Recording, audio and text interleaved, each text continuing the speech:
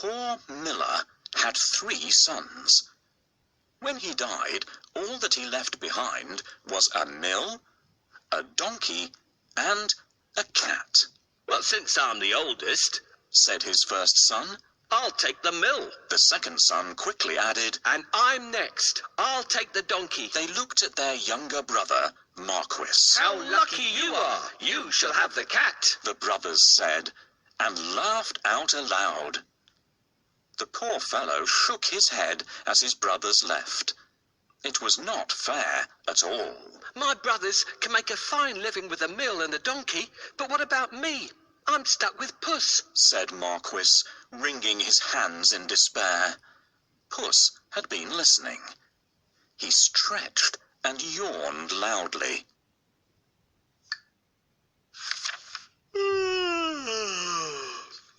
Now, you won't have to worry when I'm around. All I need is a bag and a handsome pair of boots, and I'll be able to take care of us both." Sure you will, thought Marquis. But to be fair, he had seen Puss use many tricks to catch mice and rats. If nothing else, they wouldn't go hungry.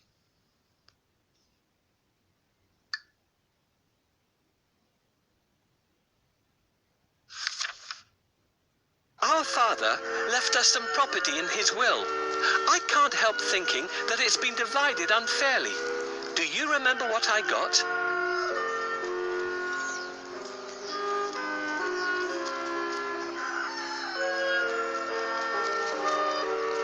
My father has left me this cat. What am I supposed to do with it? You don't have to do anything with me. A talking cat? Did I really hear you speak, or am I dreaming? My dear master, please don't think that I'm useless. Just wait and see what I do, and you'll be happy that I belong to you. How can I be happy when I've only got a cat and nothing else? You will understand soon. But first, can you get me a pair of boots and a sack? Did you forget that I don't have any money? See if you can find a sack here. We'll get the cobbler to make you a pair of boots. Thank you. That's exactly what I need. Now that we have the sack, let's go and get a pair of boots from the cobbler. Found a sack? You're a smart fellow. Come, we'll go and see the cobbler. I'll pay him for the boots later.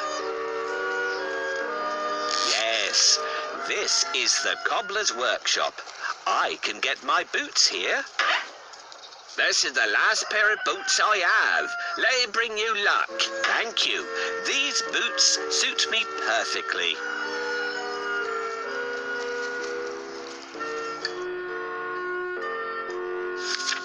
Soon the cat was given his own pair of boots and the new bag that he had asked for. The boots fitted him perfectly, and he looked very smart. Puss packed a juicy cabbage and some bran in the bag, and slung it around his neck. He polished his whiskers and set out. Puss headed straight to a spot where there were plenty of rabbits. He had a great plan in mind. Puss opened the bag wide and hid behind a tree. Soon a rabbit came hopping by. He saw the cabbage and leapt straight into the bag. Whoosh! As quick as the wind, Puss grabbed the bag and tied it closed with a piece of string. With the rabbit in his bag, Puss walked straight over to the king's palace. He bowed low and presented him with the rabbit. Your Majesty, said Puss in Boots in a royal voice, this humble gift comes from my master, Lord Marquis of Carabas. This was a fancy name that Puss had chosen for his master. What a thoughtful gift, said the king, who loved roasted rabbit. The next time, Puss managed to catch a brace of partridges and took them once again to the king. This is wonderful. Tell your master I'm very pleased, said the king, who loved partridge stew even more. This went on for 2 months. Puss was becoming an expert at catching game, and the king was getting plumper.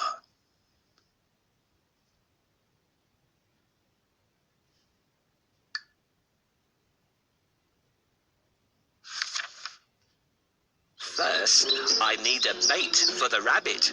What do you think rabbits love to eat? This is exactly what we need. No rabbit can resist the smell of a fresh cabbage. Get ready. When the rabbit comes closer, catch it.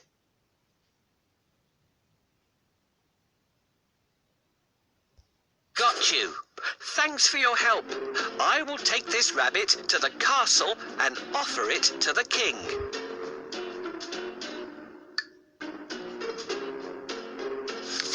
Puss knew a lot of things. He was such a clever cat. For instance, he knew just when and where the king would be out riding in his carriage with his daughter. I think that the Marquis and I should go out for a walk today, thought Puss one sunny Saturday. Puss took Marquis down to the riverside and spoke to his master. Today could be your lucky day. If things go to plan, you'll make a fortune, said Puss.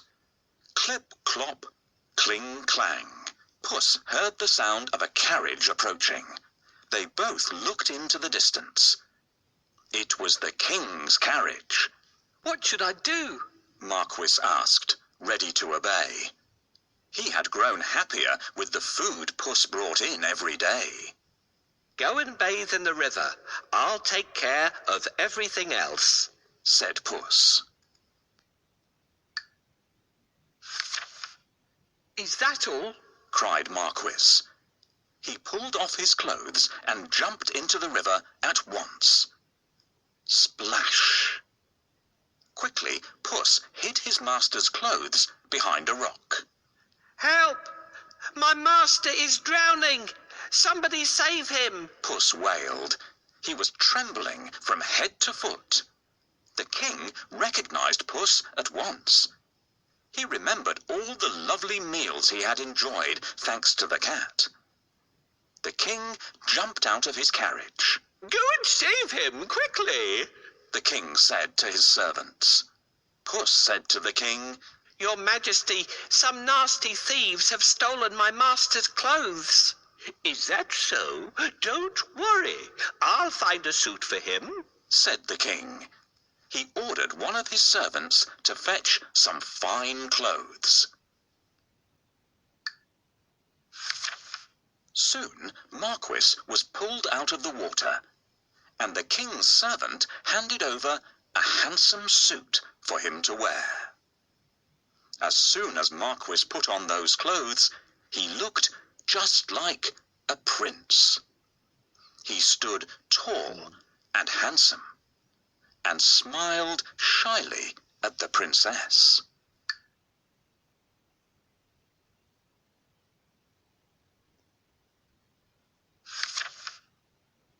Master, I have a great idea. All you need to do is go and bathe in the river. I will take care of the rest. Well, all right, that's easy. While he's bathing, I need to hide his clothes. Can you think of a good place to hide them? Yes, this is a good place to hide them. The first task is done. We should wait for the king now. Can you see the coach?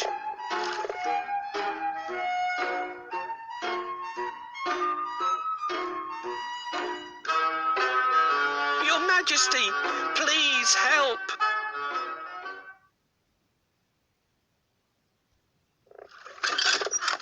Coachman, stop here. Somebody is calling for help. Help!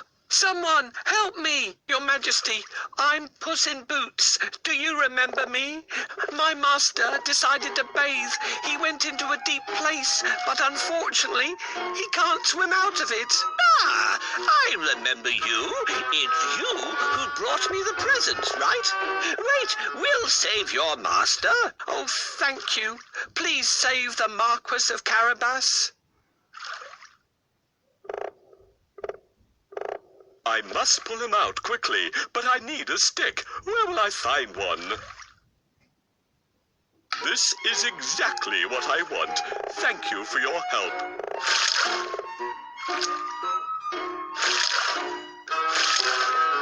Here you are, dear Marquis of Carabas, safe on land again. Your Majesty, while my master was swimming, his wonderful suit has been stolen. Now he has no clothes to wear. I'll order one of the best suits to be sent from the royal cloakroom for your master. Thank you for your help. How can I pay you back? We would be delighted if you could join us on our journey. What do you say? Oh, of course. My master would be pleased to accompany you. Yes, I'd love to take up your offer and get better acquainted with you and your daughter. Then take a seat and let's go. I'm pleased to meet you, dear Marquis of Carabas.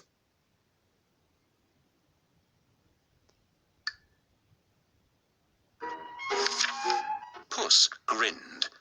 Things were going just as he had planned. But he had more work to do. If you will excuse me, I'll go and make suitable arrangements to receive our king at the castle. Puss said. Marquis was puzzled because he didn't live in a castle. But he kept quiet. Puss ran ahead and met some men mowing the fields. My good fellows, stop your work and listen. The king is coming this way, and you are all in grave trouble. The only way to save yourselves is to say that these fields belong to the Lord Marquis of Carabas. Puss announced. The mowers looked at Puss in surprise. They were scared. This Lord Marquis must be very powerful, they thought. They agreed to do exactly what the cat said, to save themselves. Puss went ahead and saw some men and women reaping grain in a field. My good fellows, you can reap later, but listen to me now. The king is coming this way, and he'll make mincemeat of you, unless you say that these fields belong to the Lord Marquis of Carabas, Puss announced. The reapers were very puzzled, but they definitely did not want to become mincemeat.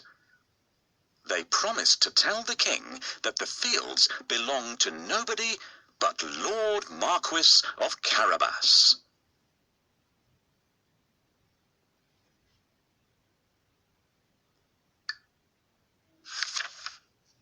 Puss went ahead and warned everybody to tell the king that the land belonged to Lord Marquis. The people thought that it wouldn't be right to mess with Lord Marquis. They decided to do exactly what the cat asked. But Puss had still more work to do. Huff, puff.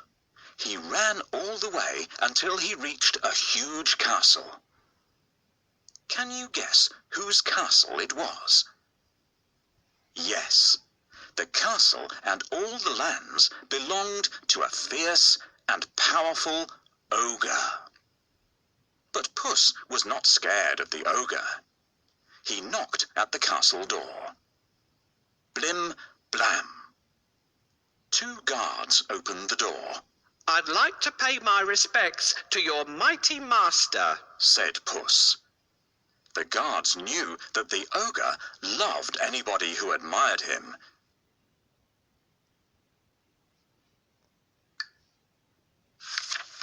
So they let Puss in at once. Puss bowed low to the ogre. I have heard much about your great powers. Is it really true that you can transform yourself into any animal you wish? Asked Puss. Even a lion? Watch me, said the ogre. Right before Puss's eyes, he transformed himself into a mighty lion. He roared so fiercely that Puss sprang up the curtains in fright. The ogre laughed loudly. That's amazing, said Puss. but I bet you can't turn yourself into a small creature. That's the most difficult thing in the world. I can, said the ogre. No, it would be impossible for a mighty ogre to turn into something like, for instance, a mouse? said Puss.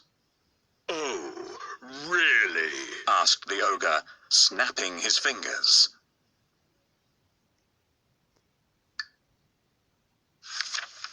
Boom! The ogre became a tiny mouse and scurried across the room.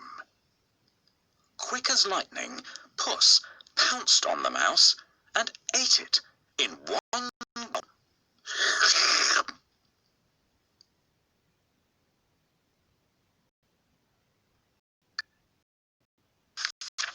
Puss licked his lips. He clapped his hands 3 times and summoned all the people living in the castle. The ogre is no more, Puss announced. Will you accept Lord Marquis of Carabas as your master? He is kind and just, good and generous. The guards, maids, cooks, servants, and everyone else in the castle looked at Puss in surprise. But they nodded at once. They had never really liked the ogre anyway. Puss ordered everyone to prepare a feast for Lord Marquis and his very special guest, the king himself.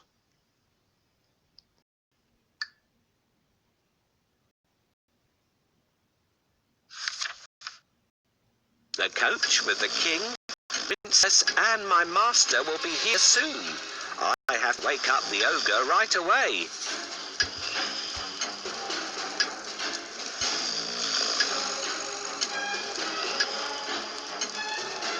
It looks like this noise isn't enough to wake him up. The ogre still sleeps soundly. I don't think we would wake him up this way. Let's try something else.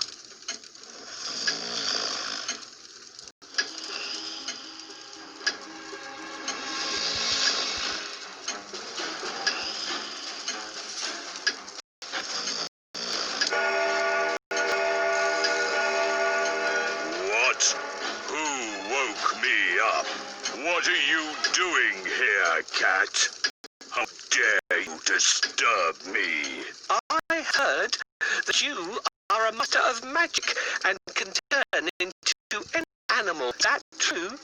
That's true indeed. I can prove it if you have any doubt. I would like to see. Can you do it?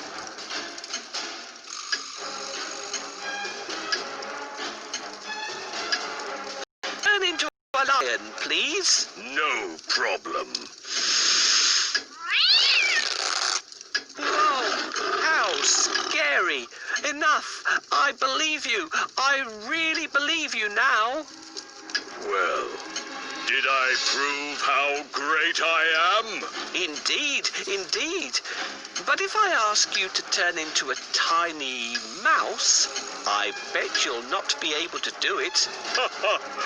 That's so easy. Watch me. Help me catch this mouse before it turns into an ogre again.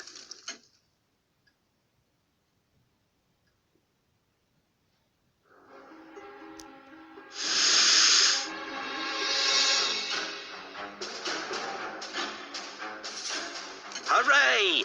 Now my master owns this castle. I'm smart and handsome. I'm the one and only Puss in Boots.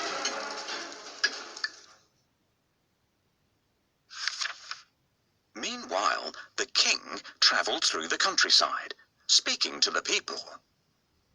He was very surprised to learn that almost all the land around him belonged to the young man by his side.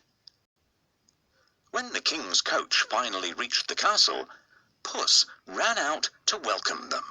Welcome to our humble abode. Puss said to the king. The king gulped. The castle was bigger and even more stunning than his own. Puss led them straight to the huge dining hall. The table groaned with the weight of roast chicken, rabbit stew, mince pies, smoked duck, and hundreds of other dishes. The king was in seventh heaven.